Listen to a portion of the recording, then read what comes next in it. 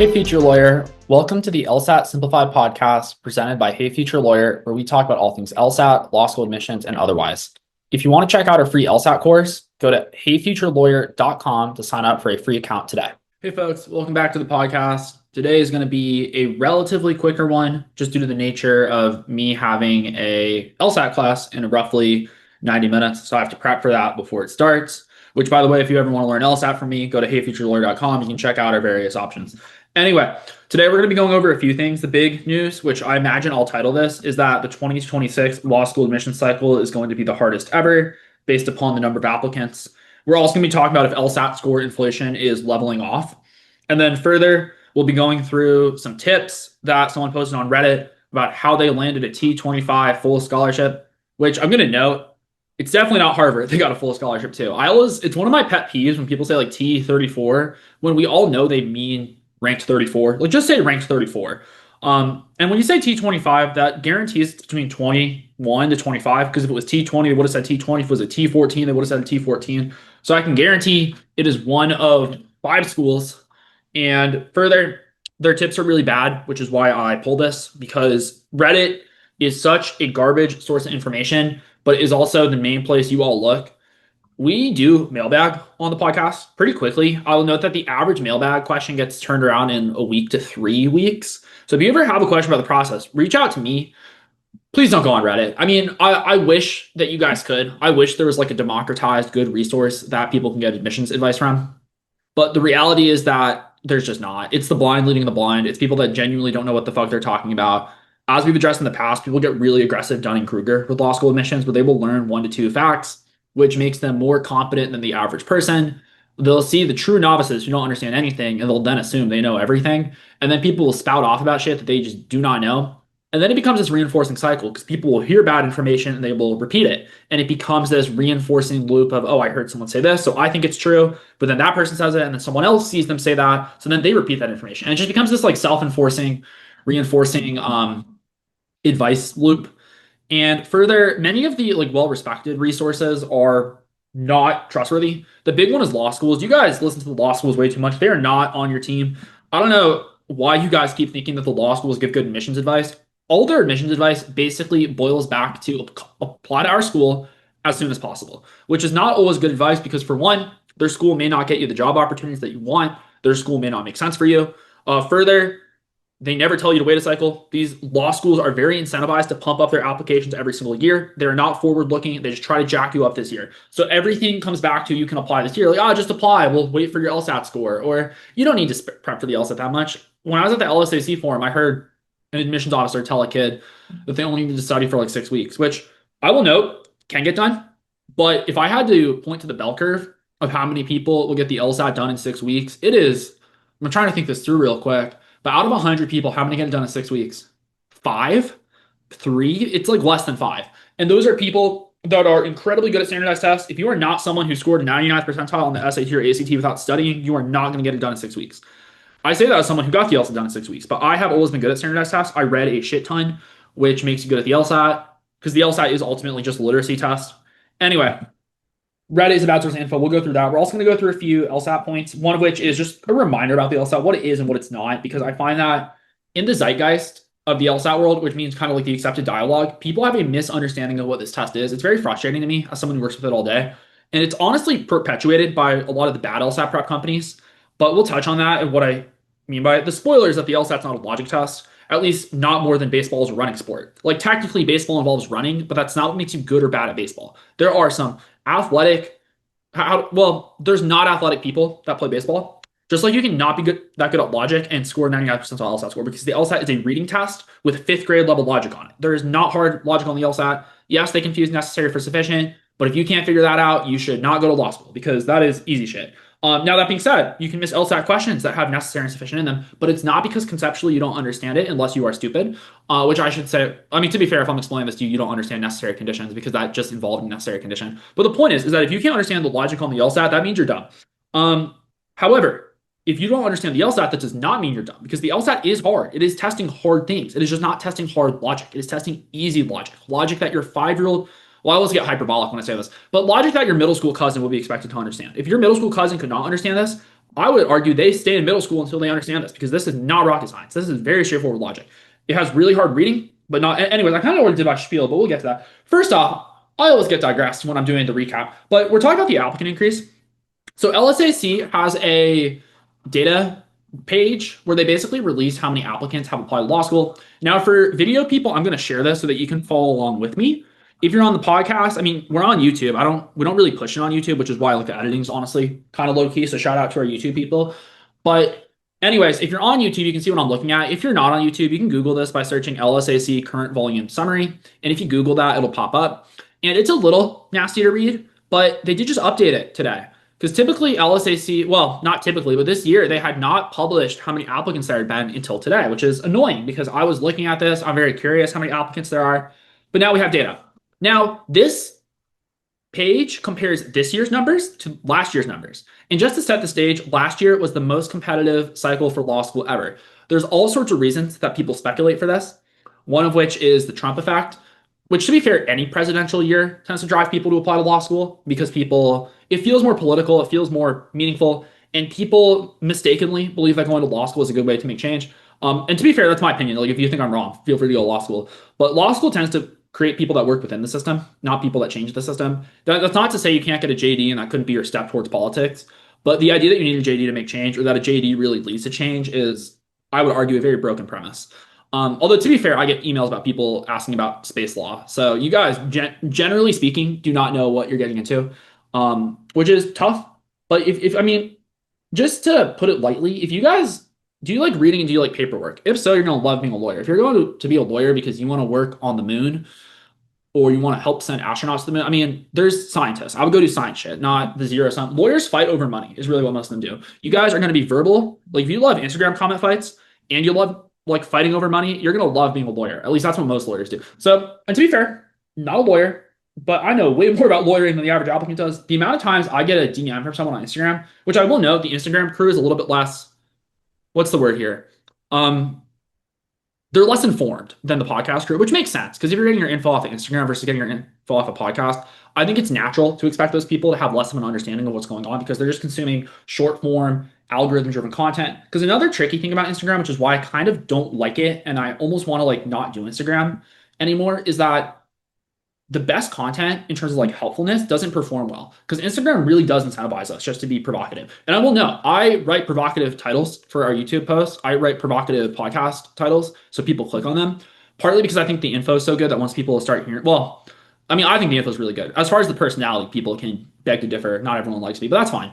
But that being said, I think that once we get people in, a lot of people find real value. So I'm willing to do clickbait just to get more people to click on the episode. And then some of them said, and I'm sure you guys, my loyal listeners, forgive me for my clickbait because unfortunately that's just the world that we have to live in. If you want people to look at your shit, you have to make it interesting.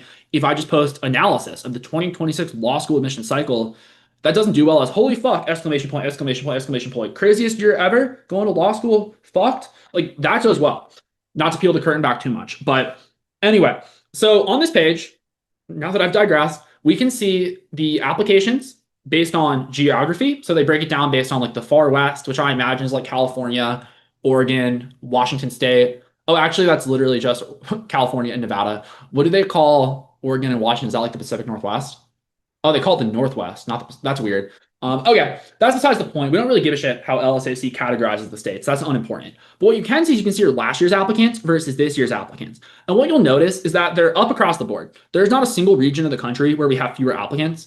Now, there are ones that have more applicants. For example, the Mountain West, which is Colorado, Utah, Idaho, Wyoming, Montana, Arizona, and New Mexico, is up 51%, which is a pretty big increase.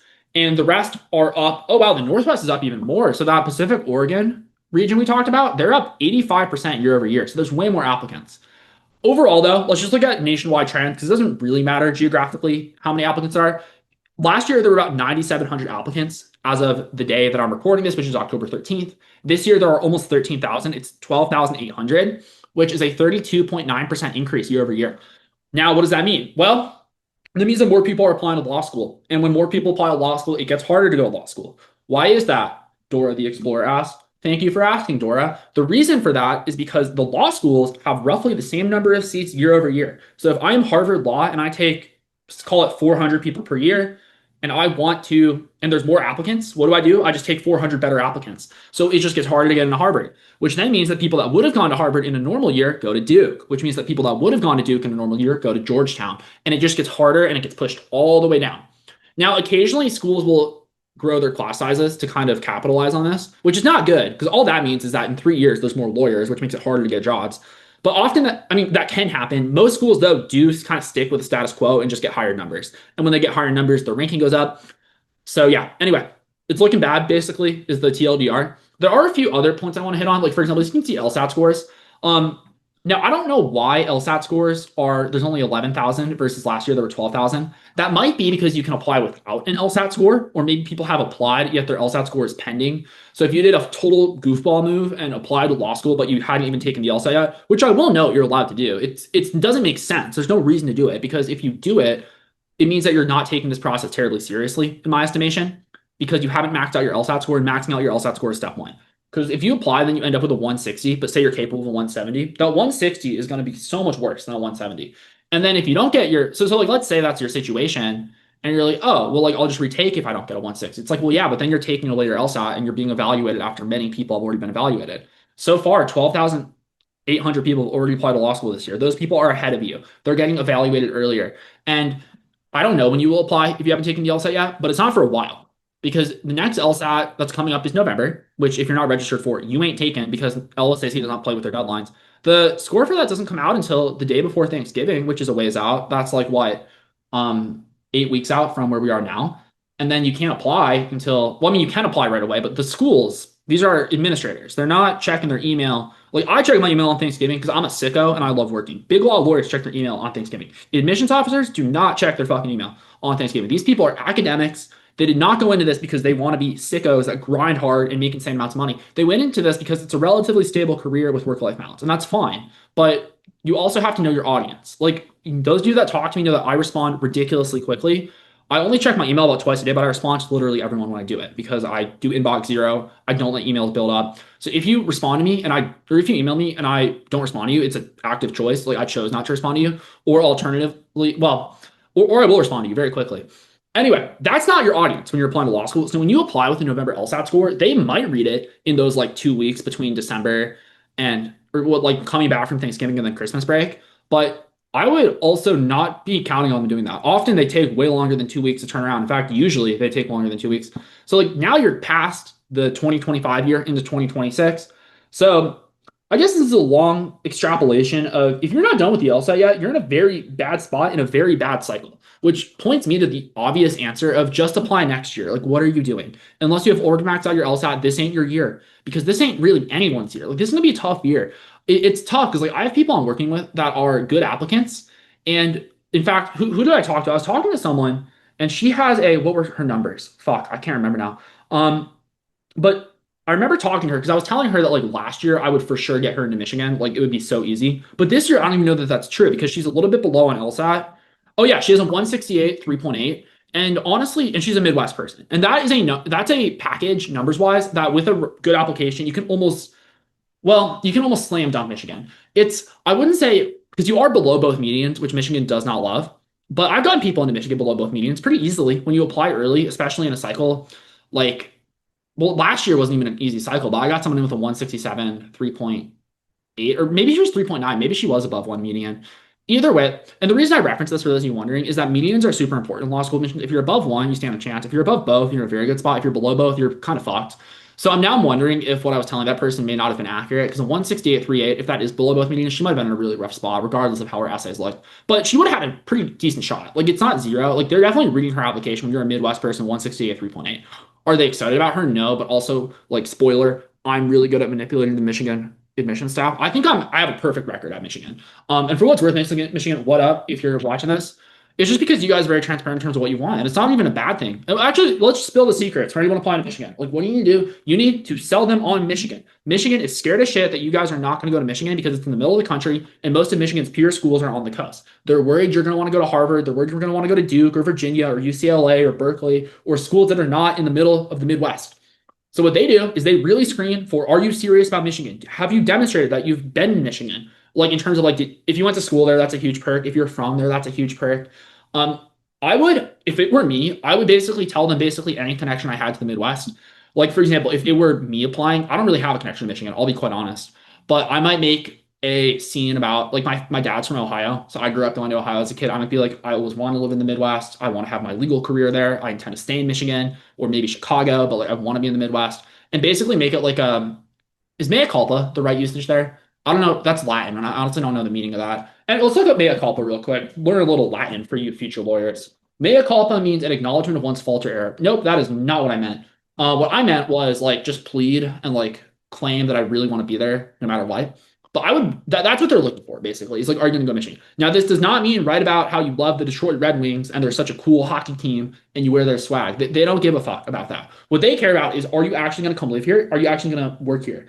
Talking about how you love the winter and you want to do snow angels is like not it. And they can tell when it's very ChatGPT bullshit. Another thing is talking about their clinics. They don't give a fuck about their clinics. I don't know why you guys in your YX essays constantly write about their clinics or their professors. It's not that powerful. They don't care about why they're a cool law school. They all think they're cool law schools. These people have their heads so far up their own behinds. It's not even funny at these law schools.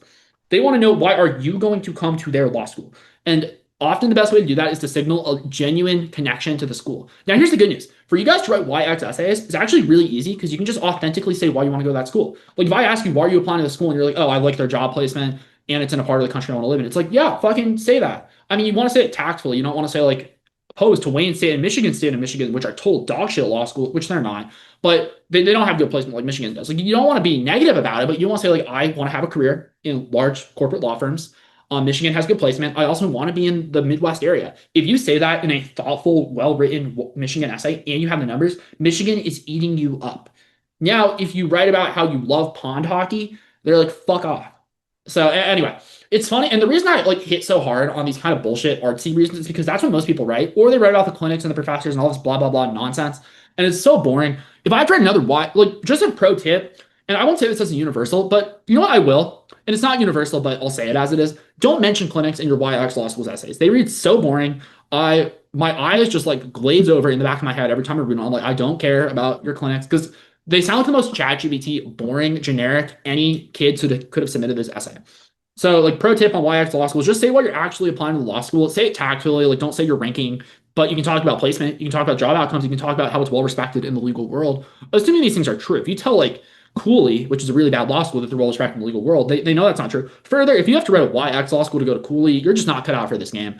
So anyway, QQ. Okay, back to this. Because I keep getting digressed, which to be fair, I know you guys often listen because at least one of you told me that I just yap. In fact, at the Miami forum, this person was like, apparently your mom was questioning why you were listening to the podcast. And this stuck with me. So shout out to you. And you're mentioning like, oh, this is an LSAT guy who just yaps, which I guess it's a fair description of the podcast. Anyway, as far as LSAT scores, the other takeaway from this page is that LSAT inflation appears to be down, which I know many of you are going to be like, Ben, you're not reading the graph right. False. I am reading it right. You're reading it wrong. And for those of you listening on audio only, you're like, what has Ben talking about? Why is he tweaking out? Because what you'll see is that we have a 27% increase in applicants broadly. So that's the baseline. So when you look at these other segments of LSAT scores, anything below 27% is actually a decrease. Anything above 27% is an increase. So a 30% increase is, yes, a 30% increase of people scoring 175 to 180, but that is over an overall increase of 27%. So it's really only a 3% increase in the number of scores.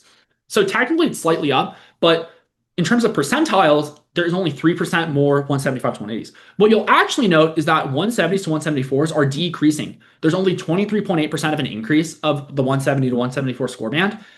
Yeah, there's an overall 27.6% increase, which means that is a negative number in terms of the increase. However, here's where it gets tricky. Even though the percentage of those people is going down in the applicant pool, the number of them is going up because the size of the pie is getting bigger. There are more people applying to law school. So even though the slice of the pie that has a 170 to 174 is shrinking from last year, the number of them is still going up because there are so many applicants to law school. As we said, there are 32.9% more applicants this year than there were last year. And just to like really throw you guys in like a fuck me kind of situation, compared to 2 years ago, applicants are up 65.5%. It is so nasty to apply to law school right now. Now, you all didn't choose this. This is just kind of what happened for you all. But it's honestly a rough time to be applying to law school. It's going to be hard to get in. The schools you're going to get into are going to probably charge you more money because they hold the cards. Although, no, the financing changes are big, which I haven't beat that horse in a while. We won't touch that today, but the financing is really going to throw a wrinkle in things. Schools have been very slow to act. In a cycle like this that's so competitive, typically you would see schools be grabbing up the really good applicants. Admissions have been slow this year. And I will note, we're only about 5, 6 weeks in. So it is typical that most people haven't heard back yet. But admissions has been slower this year. And I think it's because the law schools don't quite know how they're going to do financing. And further, no one's talking about. I mean, the fact that the big admissions pod, and there are big admissions people that like run admissions consulting companies or run admissions podcasts. If you listen to this and you're like in the LSAT admissions podcast world, you probably know what I'm talking about. The fact that none of them have addressed the loan changes blows my mind. It's like, are we not going to pretend that people with 152, 3.2s are fucked this year? Because they are, because no one's going to give them money because the only schools they can go to are incredibly expensive and they're not going to get scholarship because their numbers are weak and the government's not giving them loans anymore. So like, are we just going to pretend that's not happening? And I guess we are. We're going to pretend like that's not happening. I'm not going to pretend like that's not happening. I'll talk about it. But that's also because I'm not like worried about offending people. I mean, clearly my affect would be different if I was.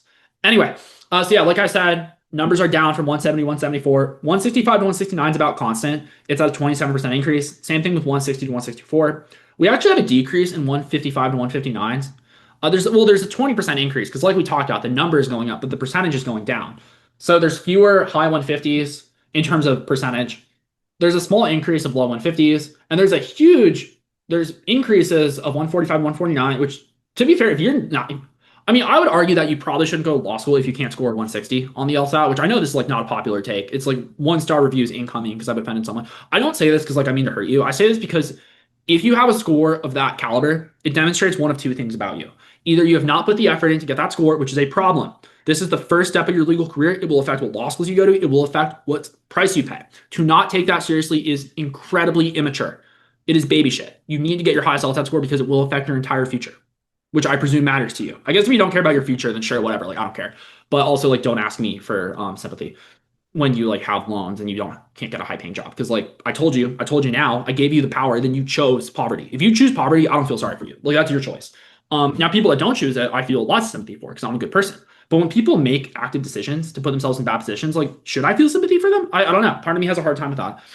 And that's what happens when you don't get your best LSAT score, which is, to be fair, not that hard. Like the thing I've learned running the website on LSAT prep is that, oh my God, getting an LSAT score is not that hard. It's just no one does the work. Like it is insane how, in fact, I think we're actually rolling out like a 165 guarantee or a 160 guarantee because we mean it. Like we fucking mean it. Because what I've noticed is that everyone who actually preps on our site does get those scores. Like it's insane.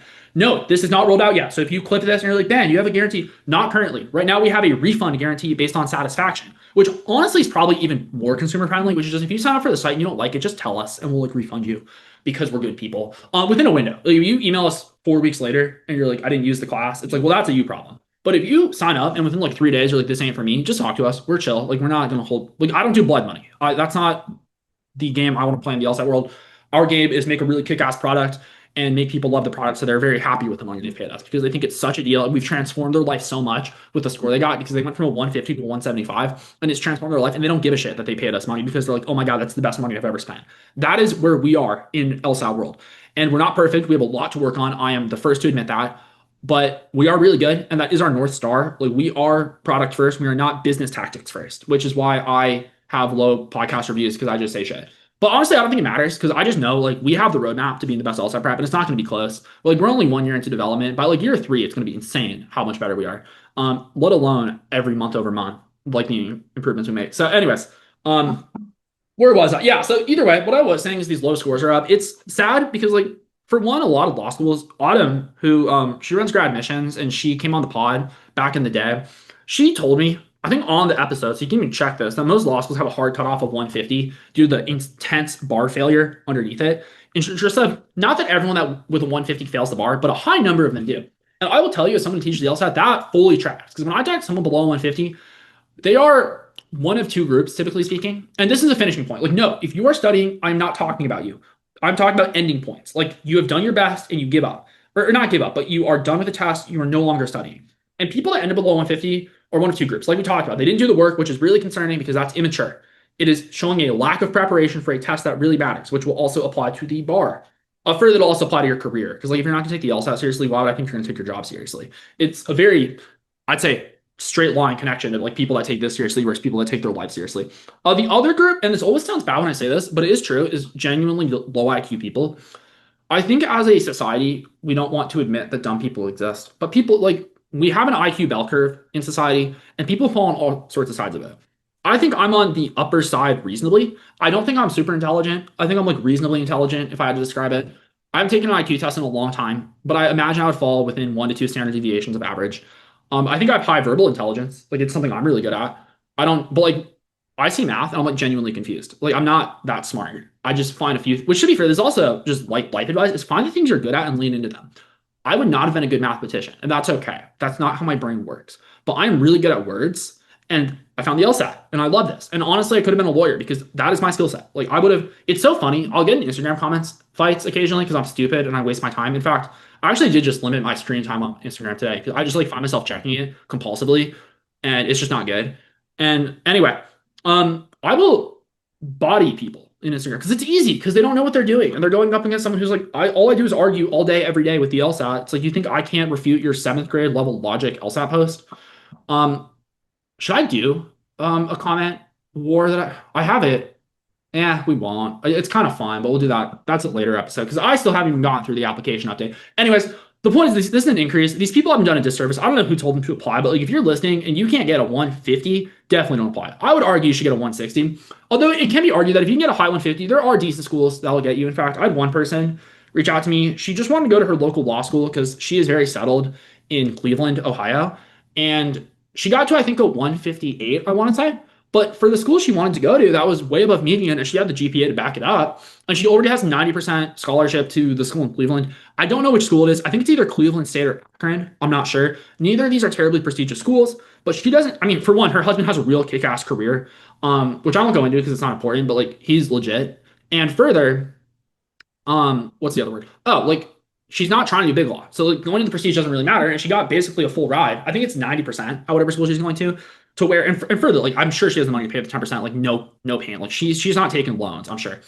Anyway, for her 158 makes sense because it's like, hey, you have the GPA, you know you want to go to these schools. But that she was limited. She knew she wasn't going to like Michigan because she, for one, she's like settled in Ohio. So like she was limited to the schools in Cleveland, and there's not exactly a T14 in Cleveland. So what was the point of pushing further? There are these extreme situations, but unless you are geographically tied to a certain city, there is not really a limit that you should stop at other than your maximum.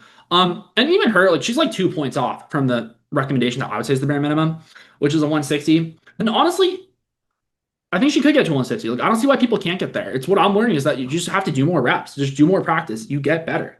Like it is genuinely crazy. It's a test of reading. And the idea that you can't get better at reading is like we all get better at reading. All of us start as illiterate and then we work our way up the literacy scale, largely through repetition.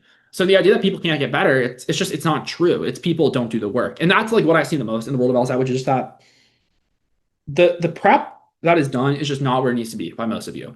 And that's not harsh. Well, it's not meant to be harsh. I mean, you can interpret it however you wish, but I don't know. Like what I see from people that study seriously is that a 160 is pretty easy.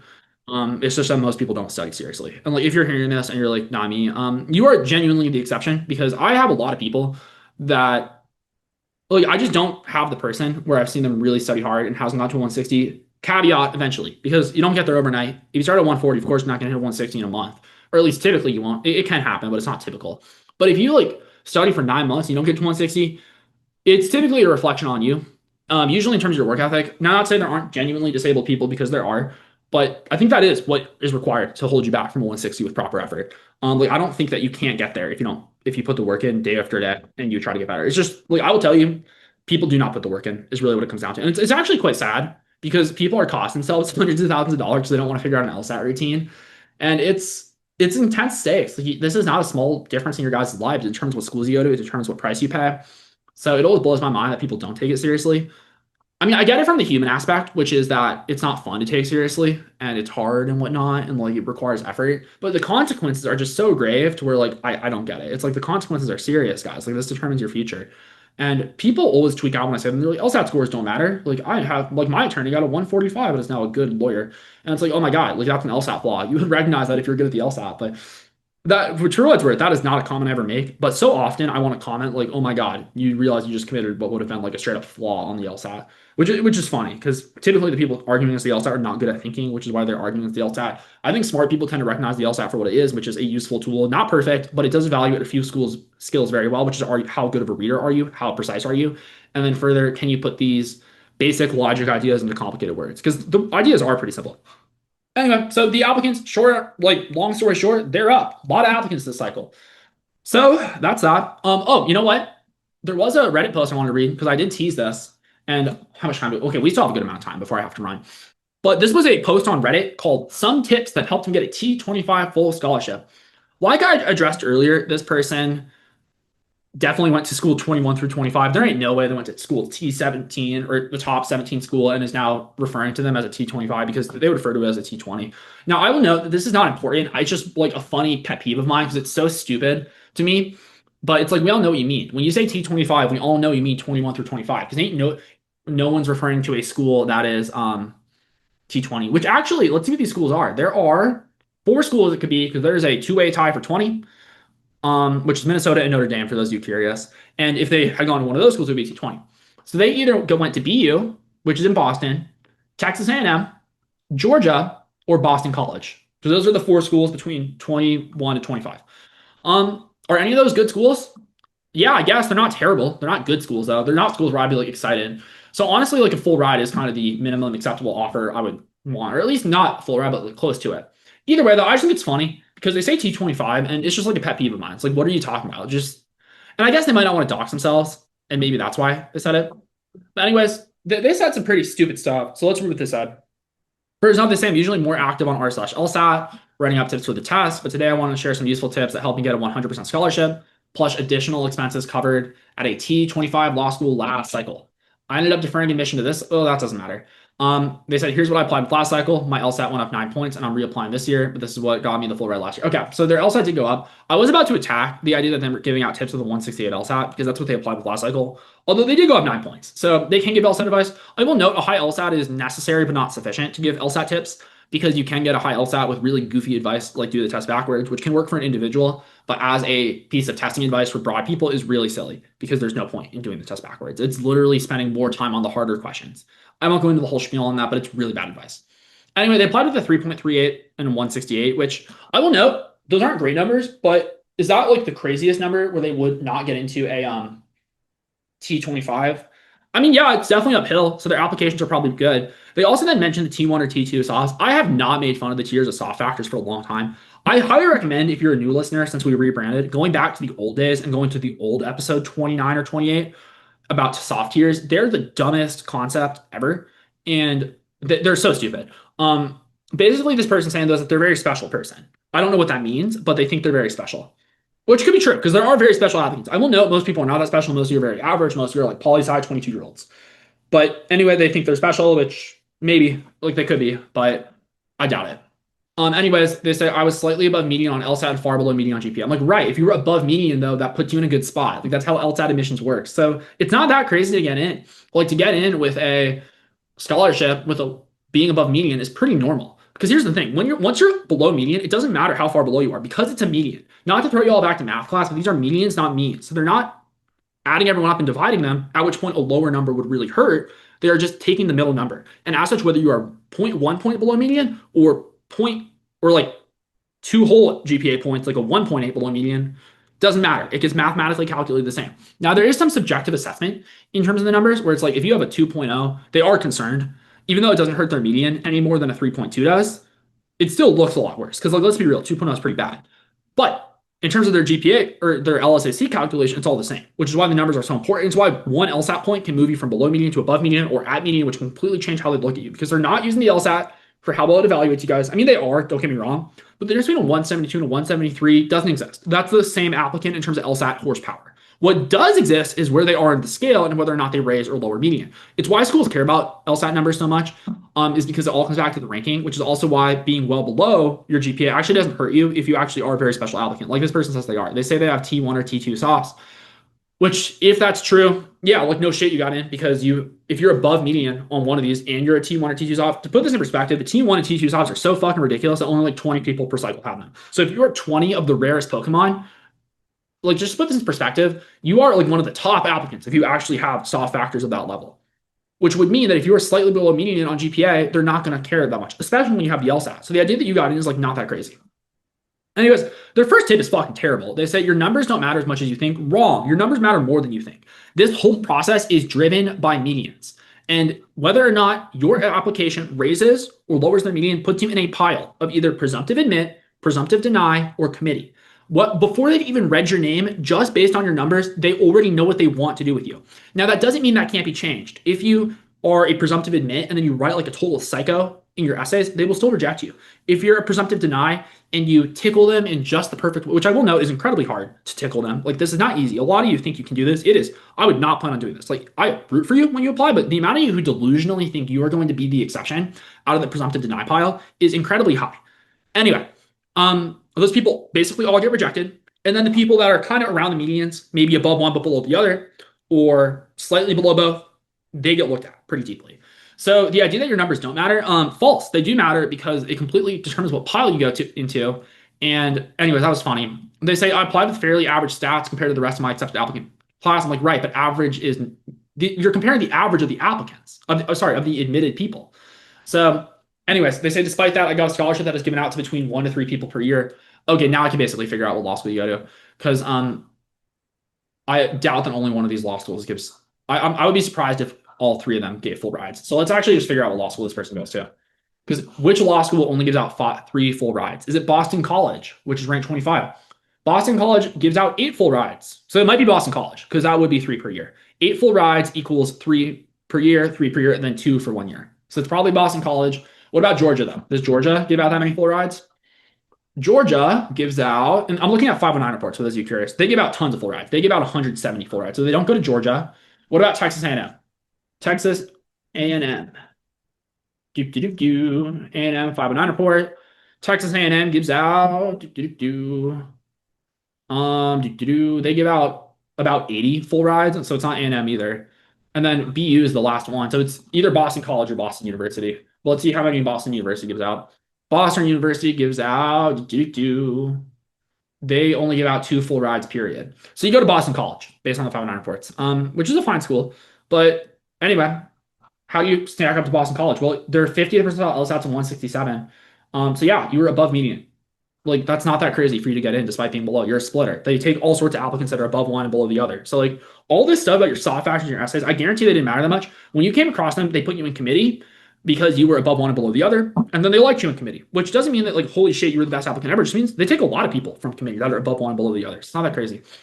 But so your numbers do really matter. I mean, this is really the tip that tweets me out because your numbers matter. This is such a numbers-driven process, guys. Because of the rankings influencing the applicants so much, and because the rankings are impacted based upon their LSAT and GPA, and it's really the only thing the school can do to increase their ranking, they matter so much. They really care about these numbers. It is insane how much they matter. In fact, I almost like feel bad doing admissions stuff. I don't feel bad doing admissions stuff because I'm good at it, and people can fuck themselves over. But honestly, admissions consulting is saving you guys from yourselves and just presenting in good faith because fundamentally, your numbers basically tell the story unless you're a weirdo.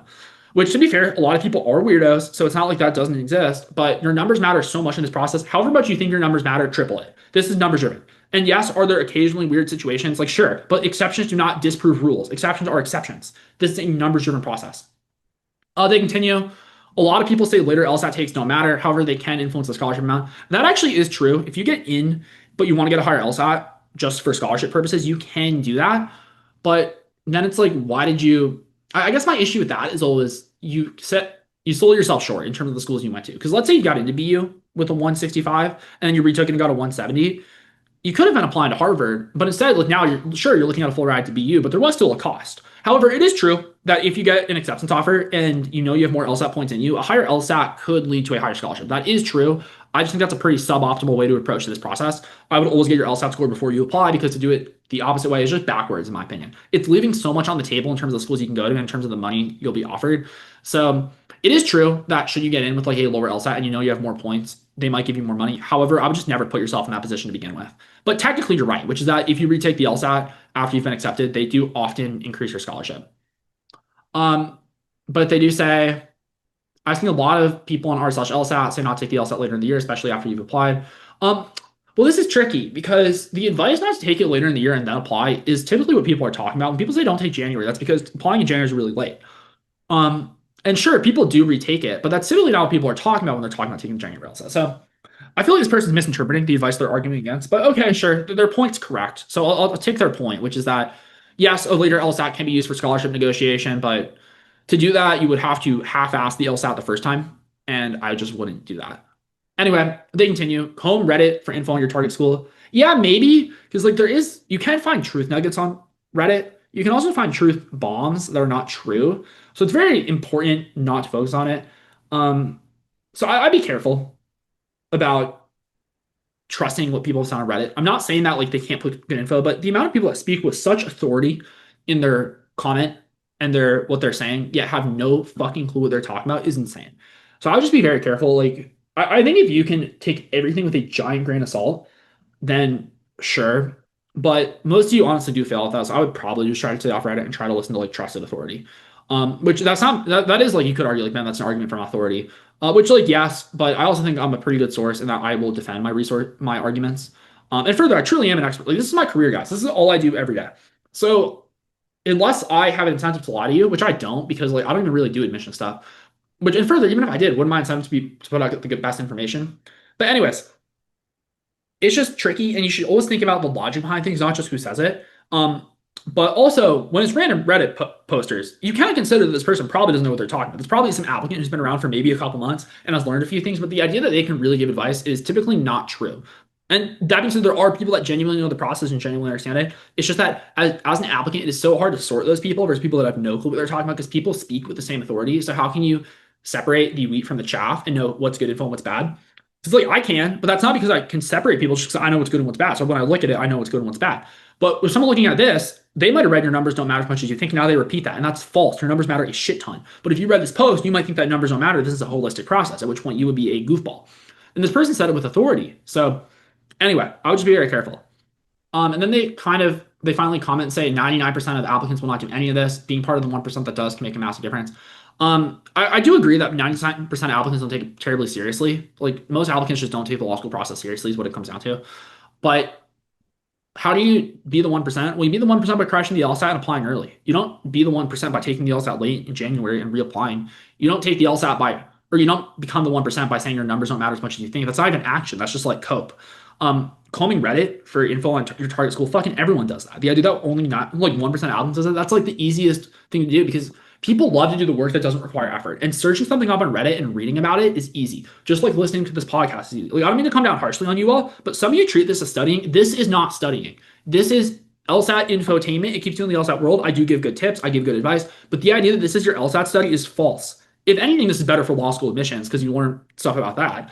But the idea that like listening to this is your LSAT prep is just fundamentally a misconception that you need to abandon today. Anyway, it's a bad piece of advice. And then they end with a CTA, which is if you'd like, I'm happy to chat for 20 minutes about your specific application if you DM me. I kind of wonder if that person is doing like admissions consulting behind closed doors and is going to offer packages. Often people do, like fun fact, when people offer 20-minute chats, it's usually a sales call. Now, I'm not saying this person's definitely doing that, but I am hesitant. I also don't want to dunk on them too harshly, but they say they have T1 or T2 softs. And they have a website and their website has a 404 error, which makes me wonder, like, I don't know. Websites are pretty easy to run. It's a WordPress website. I have a hard time believing that you really have the most elite soft factors in the world and you can't run a website. That's just me though. Because like if you still search up LSA Simplified, my old website still comes up and it points you to what I'm currently doing. For those of you that don't know, LSA Simplified was my old branding name. It's so easy to keep something active. So the idea that you would have built some business and then have it 404 error when people Google it, that's typically not the seriousness of a person that actually has T1 or T2 sauce.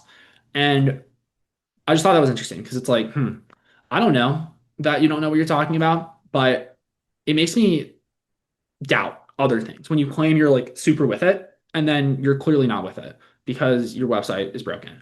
Like I'm not perfect, but that's easy. Like there's things that are straightforward and that's not a hard one. To just throw up a web page and have your domain direct there and instead it's a 404 error, like page not found. That's weird.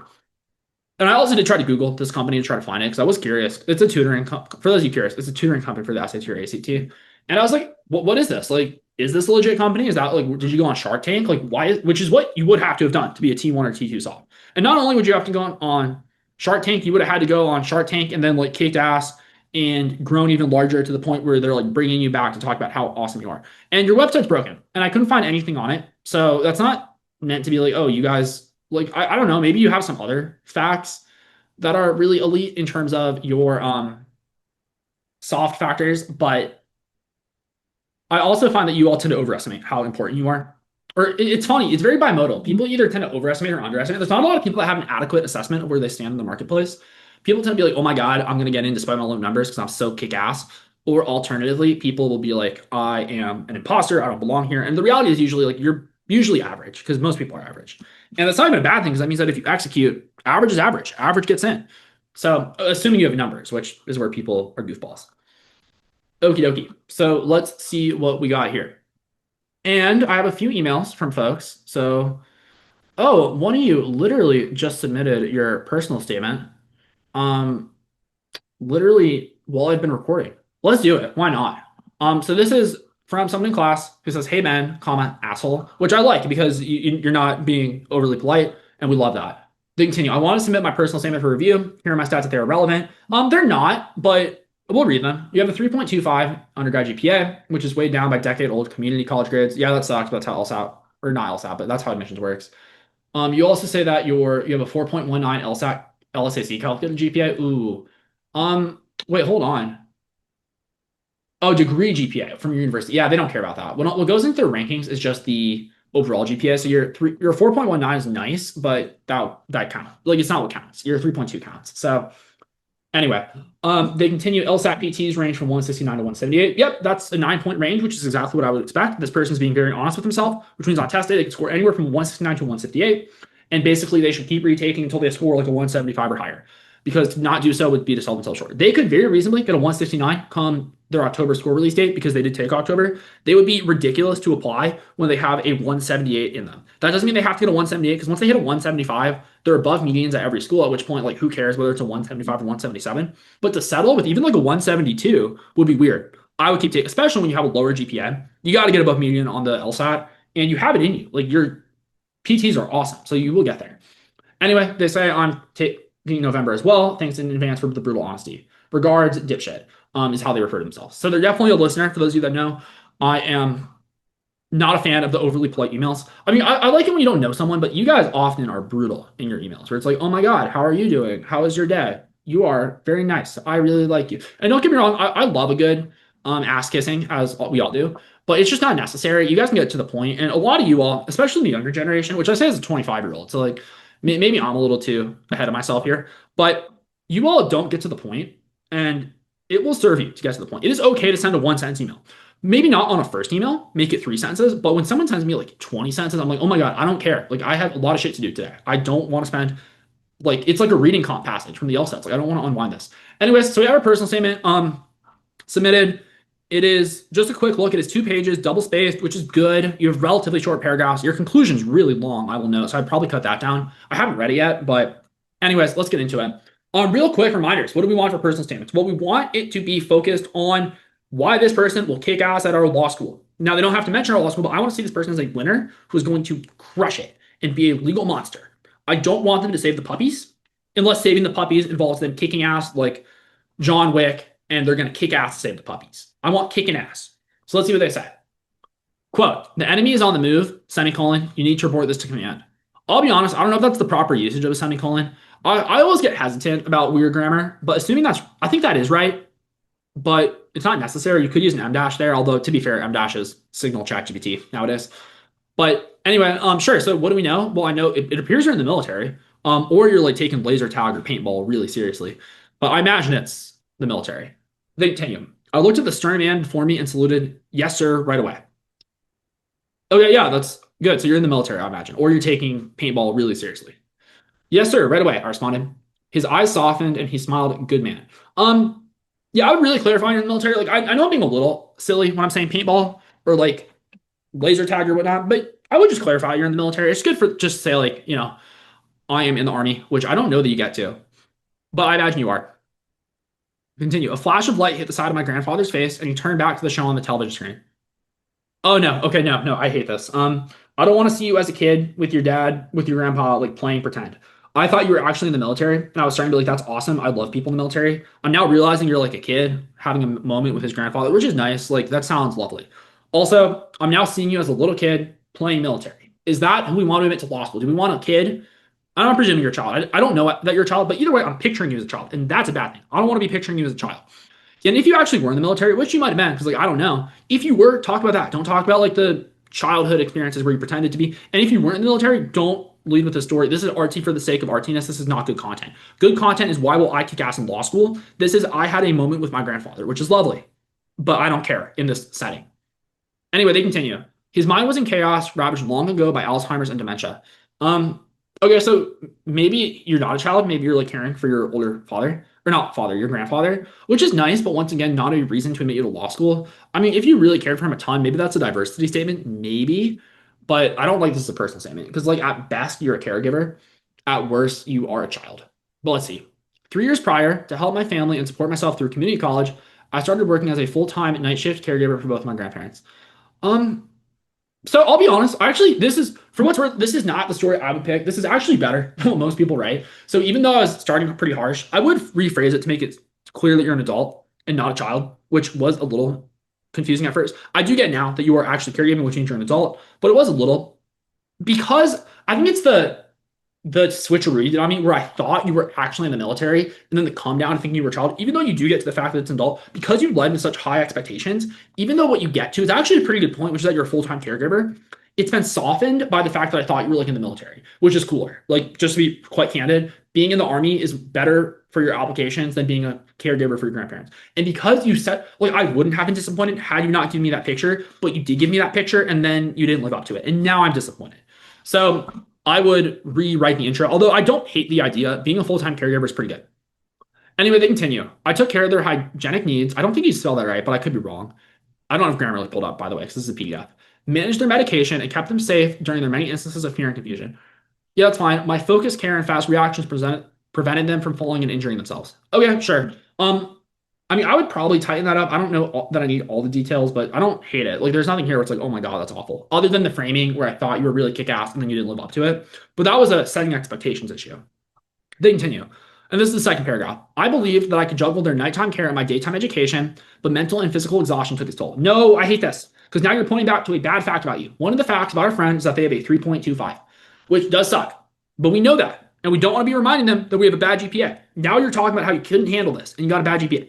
I forgot you had a bad GPA. I was in the moment. I had forgotten about your bad factors, but now you're bringing them back up and you're telling me you got a bad GPA. Do not mention your bad factors. Keep it to good things. And now you're like trying to explain your GPA. And this is normal because you all really focus on your bad factors and try to explain them away. But try to focus on them less. I mean, it's funny that you guys don't realize this, but I think it's because we as humans tend to notice our own insecurities more than anyone else does. But then you all keep talking about your insecurities, which makes me as the reader, now I'm thinking about your insecurities. And I wasn't thinking about it, but now I am. And now I'm remembering that you have a bad GPA and now I'm less excited about you. So just don't even mention that this is like hard to balance. If you're going to put this in your application, which I wouldn't, but if you were, I'd put it in an addendum, not your personal statement. But they continue. After my caregiving was no longer necessary, the loss of housing and income caused me to become homeless. Yeah, it sounds like there's a lot more to that story than what you're writing here. Like you were caring for your grandparents and then you became homeless. Like what happened to your family? Were they not? I don't know. It's tough, but it's a lot to drop into a personal statement. It's also not what you did. Like it's something that happened to you, but we want to focus on what you've done, not what happened to you. And being homeless, I mean, if anything, that'd be a diversity statement. And then further, I would probably not touch on it too much. But anyway, let's continue.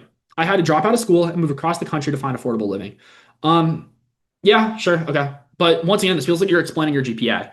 And all of this can be true. And obviously it's true. That's not what I'm saying. What I am saying is this isn't the spot for it. You should put this in an addendum for your GPA. If you did have to like uproot your life in the middle of a semester, put that in an addendum. Don't put this in your personal statement. But they continue. As a child of a war refugee, the struggle of my parents' life echoed in mine. Okay, that's also a diversity statement. Being the child of war refugees is interesting. I don't know what war it's from. Given your surname, I actually can't tell what your surname is. It's not clearly ethnic. It sounds very Anglo-Saxon, but by that I mean like white. Like they sound like a white name. I could be wrong, but maybe Latin, maybe. Anyway, that's not you. That's what happened to your parents, which is interesting. That's a diversity statement, but not a personal statement. It's not about you. They continue. As a youth, I was shifted from home to home and person to person, attending 12 different schools between elementary and high school. Yeah, that's background info. That's not what you did. So that's diversity. Like them, I was forced to react to circumstances, unable to create a stable foundation for life. You don't have to say that. We get that attending 12 schools creates uncertainty and instability. So don't even mention that. That's very conclusive when your facts lead to that conclusion anyways. So then when you make the conclusion yourself, it takes all the air out of it. It makes it much less powerful. They continue. And I'll have to rush through this because I have LSAT class in literally like 10 minutes. So I bit off more than I could chew, but we'll get through it. Years after caring for my grandparents, a deeply loved one was diagnosed with terminal cancer. I don't care. Like, I should be clear. I do care. Like, it sucks that your loved one was diagnosed with terminal cancer. Also, this is not relevant. Cancer is awful. It is also very common. I have had many people that I love and care for die of cancer, friends, family, etc. That's just, it's unfortunately part of being a human. Cancer is awful and it's very widespread. So I don't want you to talk about it because it's also not what you did. It's what happened to you. And further, it's something that happens to most, not most people. Well, yeah, it does happen to most people. Most people experience loss from cancer. So just like, I don't know, when people like say this, it's tough because I think as humans, like we want to be so empathetic, and as such, people are very hesitant to say cut this, but cut this. Do not have the cancer in your statement. They continue. I took on the responsibility for a caregiver, and for half a year, I toiled day and night. Okay, yeah, I mean, if we're gonna do the caregiver story, I want to hear more about being a caregiver and less about your background. Which I guess, to be fair, if the cancer reference is in relation to the person you did caregiving for, then sure, you can keep it. But it has to be in that service, and it almost felt like you were kind of trauma dumping for a bit there, and I really want you to get away from that. They continue. I combine my previous experience caring for my grandparents with new methods tailored to her constantly changing needs. Yeah, I would say what those are. Constantly changing needs. Like, what do you mean? Like, is she going through chemo? What sort of needs? Like cooking for her? Like helping her like be clean? Like, I don't know. It's very abstract though. We don't want abstract. We want specific. They continue. Yeah, all I could do was watch powerlessly as she withered away. That's sad, but that's not you winning. That's like, and to be fair, there's no winning to be had with cancer. Like, there's nothing you could have done.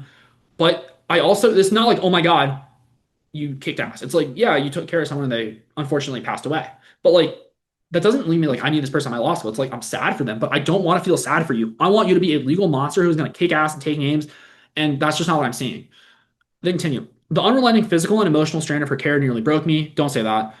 Big law lawyers are emotionless monsters, but we had no other options. So I did what our circumstances required until the end. Yeah, so you stuck by her side. I like that. That is actually a good fact. You stuck it out. You stuck with her, and that's not easy.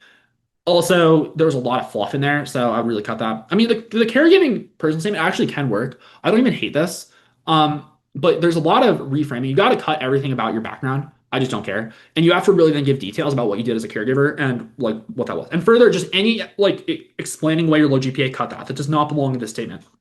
Okay, I really gotta go. We have 5 minutes. So when she passed, I felt an incredible sense of urgency. Okay, maybe. I can no longer live by reaction. I don't need to see your growth story. Just say what you did. I cannot pass my family struggles to our future generations. I don't care.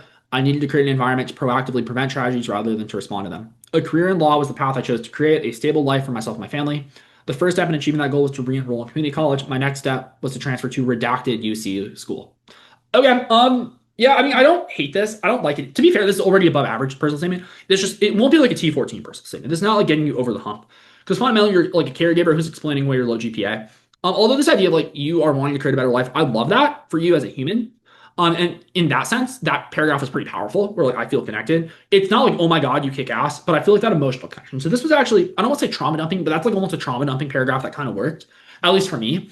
But even still, it's not very factual. It's a lot of your opinions. And as such, I, as a sympathetic reader, might accept it, but non-sympathetic readers might not. So I would still change that very aggressively to be about what you've done. They continue at UC Davis. Whoops. So they went to Davis. Okay, I said it. It's a UC school. You don't know who it is. It's a person went to Davis. But they say, I translated philosophical positions spanning areas and fields into a general framework. So it's about like your senior thesis. Yeah, don't talk about your thesis. Using this framework, I cross-referenced topics that appeared unrelated to produce multidimensional insights into course content. The freedom and detailed independent research, blah, blah, blah. They talk about their thesis. I mean, doing a thesis is fine, but it's not impressive. It's pretty average. And I would go a lot deeper in the caregiving for your family and the sacrifices you made there. But like it's fine. It's just, it's not like, oh my God, I need this person.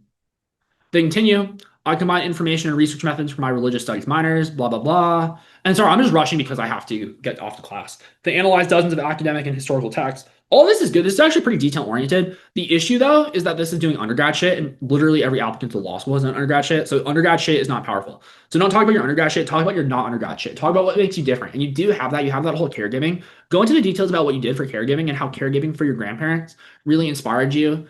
And further your loved one who had cancer, and how that inspired you to like, make something of your life, and how making something of your life, like you realize that you didn't just want your life to pass you by. You want to go to law school. You want to like do deep career shit. You want to like make a difference. You want to like set your family up well.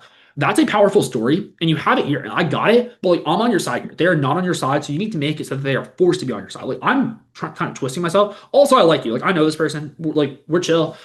I mean, I wouldn't say I consider you a friend, but like I'm friendly with you. Like we're on the same page.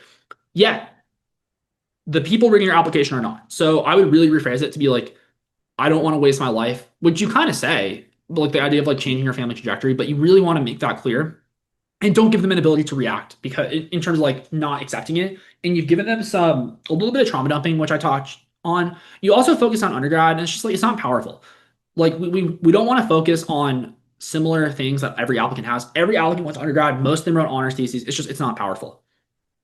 And then finally, they talked about co-founding an organization, connecting students with faculty. They hosted 20 weekly colloquia. I don't know what that means, meetings, or is that like presentations? I don't know. I would use a better word there. I don't know what colloquia means, which means if I don't know it, you definitely shouldn't use it because I'm pretty literate compared to the average admissions officer. The average admissions officer cannot crush the LSAT. So if I don't know the word, I doubt they do. They might. Maybe it's an academic word and I've just missed it.